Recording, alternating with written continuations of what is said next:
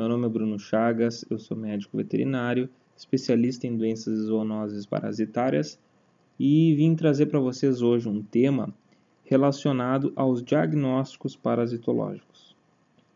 A gente vai tratar sobre duas técnicas hoje, sendo que uma não está diretamente relacionada a um diagnóstico de um parasita, que é a técnica de hematócrito, técnica de microhematócrito, e a outra está estritamente ligada ao diagnóstico de parasitas, que é a técnica de Faust. Tá? Por que é importante a gente trazer dois exemplos de técnicas? Primeiro, pela importância que as duas representam, e segundo, pela aplicabilidade que cada uma representa. Claro, dentro do manejo que elas são inseridas, dentro do contexto em que elas são inseridas, mas achei importante trazer essas duas técnicas para ilustrar um pouco a importância dos diagnósticos parasitológicos. Vamos começar falando então da técnica de microhematócrito. Mas aí a gente vai pensar, técnica de microhematócrito é uma técnica da patoclínica, uma técnica sanguínea, ela não é uma técnica de diagnóstico parasitológico. Então, por que é importante a gente falar sobre a técnica de microhematócrito? Simplesmente pelo fato dela nos dar um parâmetro muito importante. E esse parâmetro importante que eu digo é a quantidade de células vermelhas, de eritrócitos, de hemácias, em relação ao sangue total. Como a gente sabe, muitos parasitos eles têm a capacidade e a função e o desenvolvimento deles centrado na sucção de sangue, tá, do hospedeiro.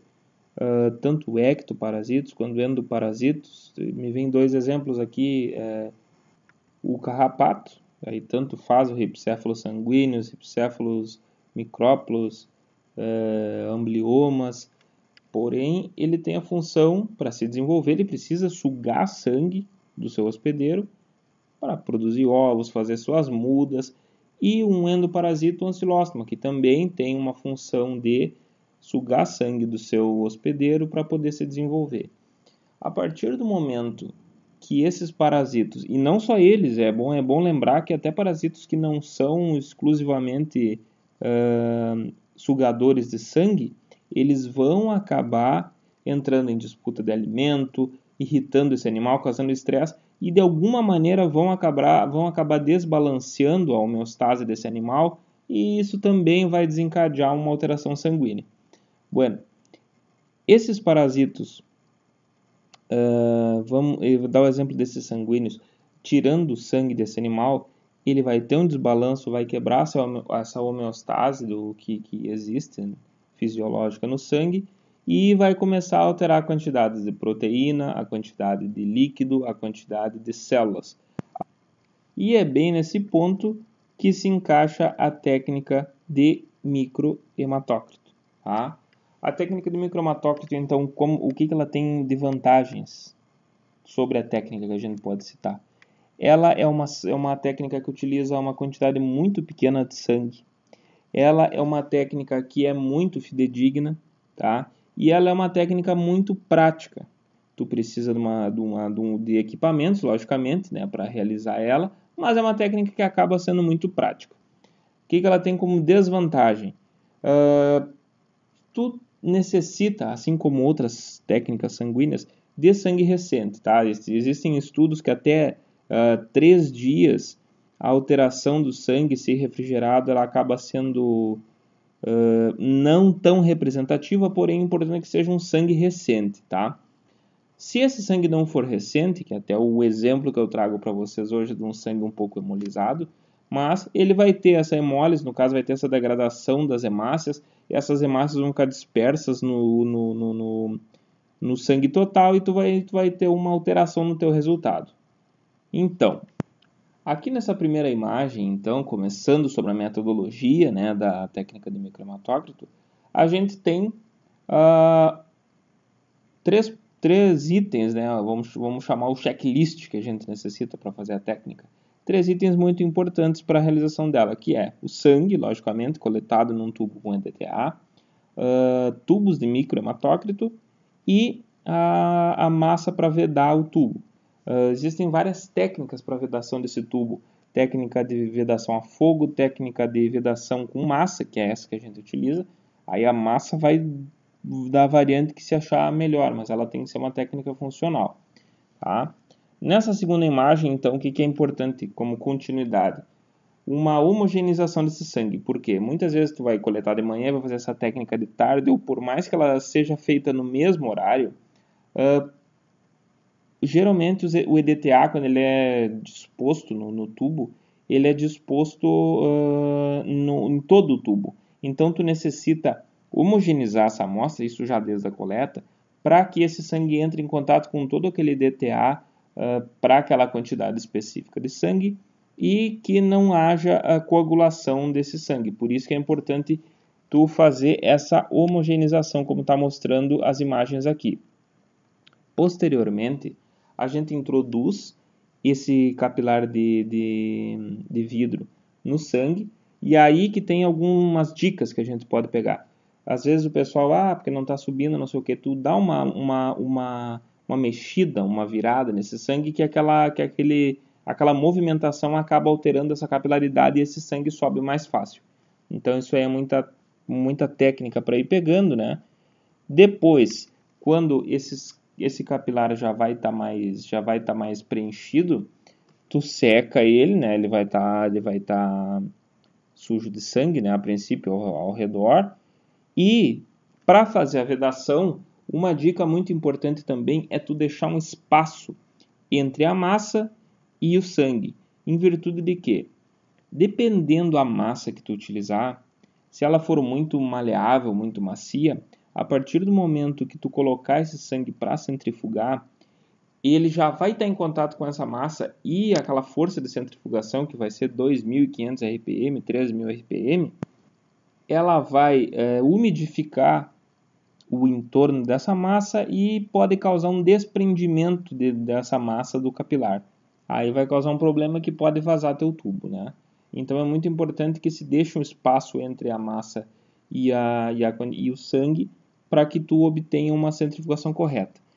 Então, outro equipamento que tu precisa é uma centrífuga de microhematócrito, né? Onde a gente pode ver aqui estão dispostos, são 24, esse equipamento ele tem 24 lugares para ser colocados os capilares. E aqui vai outra questão importante, isso aqui é que nem o cara lavar roupa, né? Se tu vai lavar roupa e se tu colocar ela só no lado da máquina, na hora que centrifugar vai dar aquela barulheira e vai dar um baita problema. O que é muito importante? Tu colocar eles dispostos de modo a que o peso seja balanceado, né? Vamos dizer assim, seja equilibrado dentro da centrífuga. Então, essa amostra é centrifugada por 5 minutos, que é a quantidade de tempo necessária.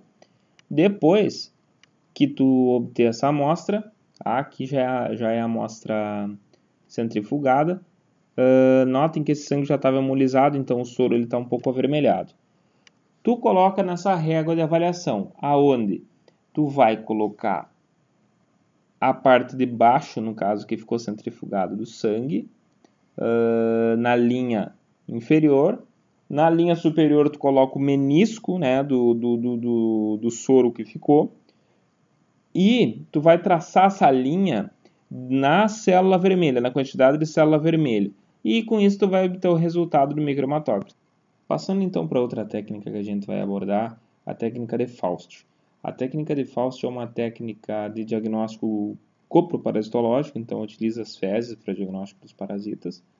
É uma técnica extremamente antiga, uma técnica de 1938, assim como várias outras, Robert Sullivan, Willis Molley, Gordon Whitlock, mas é uma técnica extremamente usual. É uma técnica que utiliza a força da centrifugação e da flutuação, né, a capacidade dos parasitas de flutuar, para o diagnóstico dos mesmos.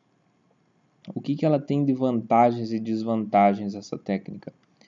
A técnica de Faust, ela tem uma vantagem muito importante, que é o diagnóstico de estruturas leves. Ela é mais usual, no caso, dentro da rotina para diagnóstico de Jarrett. Como o cisto de Jarrett ele é extremamente leve, tu consegue diagnosticar com essa técnica, que ela vai utilizar uma solução hipersaturada de sulfato de zinco, né? E essa solução hipersaturada tem essa condição de elevar as estruturas mais leves.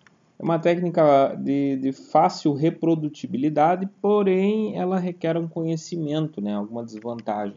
Tu requer um conhecimento dentro da área em virtude de que é um pouco complicado tu identificar o cisto. Tá? Tu já tem que variar a objetiva que tu usa, tu não pode usar a mesma objetiva de um diagnóstico de um ovo pesado ou até de um ovo de flutuação, mas um pouco mais pesado que a giardia. Porém, ela é de fácil reprodutibilidade, sim. Depois que tu conhece a técnica, tu vê que é uma técnica bem fácil de ser realizada. Ok, então. O que a gente necessita para realizar a técnica de Faust? A gente vai precisar de alguns itens, como um tamiz, né, uma peneira, gases, água destilada, aqui está no caso de uma imagem de uma proveta, né, mas é água destilada, uma amostra de fezes, contaminada ou não, isso vai depender da tua busca, e aí os equipamentos, que é uma balança, uma centrífuga e um microscópio. A técnica consiste então em pegar essa amostra de fezes e tu fazer uma maceração com a água destilada. Nesse momento, o que é muito importante e uma dica dentro desse sistema, tu colocar um pouco dessa água destilada, que são 10 ml que tu vai utilizar. Então, tu coloca só um pouco dessa água destilada, macera essas fezes primeiramente, depende muito do estado, às vezes elas estão pastosas, às vezes elas estão mais rígidas, mas então tu macera essas fezes primeiro e depois tu coloca o resto dessa água destilada. Macera o resto dessas fezes, faz uma solução bem homogênea, aí tu vai filtrar pelo tamiz. No momento que tu filtra pelo tamiz, tu coloca as gases, né? Tu coloca ela entrelaçada de modo que ela acabe filtrando mais quantidade de soluções mais grosseiras, partículas mais grosseiras. Filtrou, aí tu pega aquele líquido que tu acabou filtrando, coloca em um tubo de ensaio e leva esse tubo de ensaio para a centrífuga. Bom, aí entra o processo da centrifugação. Tu já fez a filtração, agora entra a centrifugação e tu vai centrifugar várias vezes esse tubo, dependendo da condição que saiu aquele líquido, vai acabar realizando mais centrifugações, no caso, às vezes por 4, 5, ou às vezes com 3 centrifugações tu já tem uma amostra límpida. Então, qual que é o procedimento? Retirou a amostra do tubo de ensaio, aí tu pega e retira o sobrenadante dela, homogeniza, completa com água destilada. Esse é o processo que tu faz até tu obter um líquido puro, e não necessariamente puro, mas sim mais purificado. Aí então, quando essa amostra estiver mais purificada, então na última centrifugação tu vai retirar o sobrenadante de água destilada, tu vai homogeneizar e colocar a solução, no caso de 1,18 gramas, né, 33% a solução hipersaturada, e tu faz a última centrifugação. Com esta última centrifugação, tu vai obter o sobrenadante, que é a amostra. No caso, os cistos, se estiverem ali, tu vai obter a partir dessa última centrifugação. Se pega, então, uma alça de platina e com essa alça de platina tu faz a retirada dessa última porção, no caso o sobrenadante, bem o sobrenadante que tiver no tubo. Essa amostra então é adicionada Lugol numa lâmina de vidro e é procedida a leitura em microscópio óptico. Essa técnica, como eu já tinha citado, ela é extremamente usada, né, em virtude do diagnóstico de Giardia e da Giardia são dos parasitos mais frequentes dentro da clínica. É uma casuística muito grande de Giardia que ocorre na clínica. Então, é importante que se conheça alguns detalhes, algumas dicas dentro do procedimento da técnica para que ela seja realizada da melhor forma possível. Ok? Muito obrigado pela atenção.